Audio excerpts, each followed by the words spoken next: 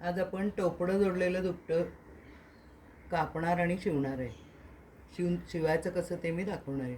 17.5 bye 17.5ची Chaughadi घ्यायची.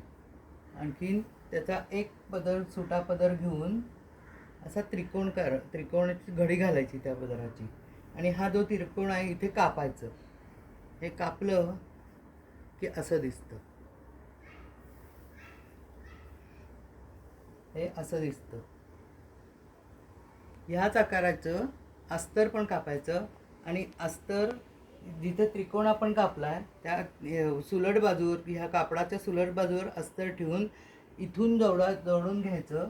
ह्या सगळ्या बाजू त्रिकोण सोडून सगळ्या बाजूला अस्तर लावून घ्यायचं. त्याला दाब टीप घालून घ्यायची.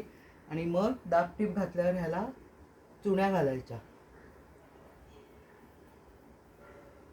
चुण्या घालायच्या आणि नंतर मग आपण मागे मी दाखवलं तसं बॉनेट शिवून घ्यायचं.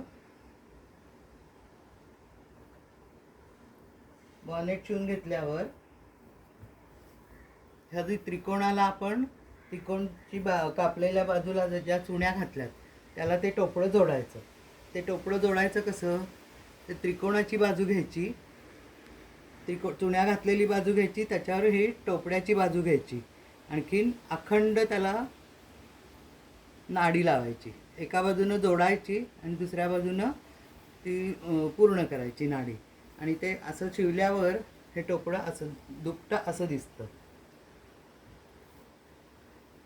आंघोळ झाल्यावर बाळाला लगेच अंघोळ पुसून झाल्यावर लगेच कपडे घालता या दुपट्यामध्ये ठेवायचं, गुंडाळायचं. आणि बाळाची झोप झाली की मग जरी कपडे घातले तरी चालतात. ह्यामुळे ऊब चांगली राहते. आणखीन नंतर झोप पूर्ण झाल्यावर जरी हे दुपटं काढून कपडे घातले तरी चालतात. थँक्यू.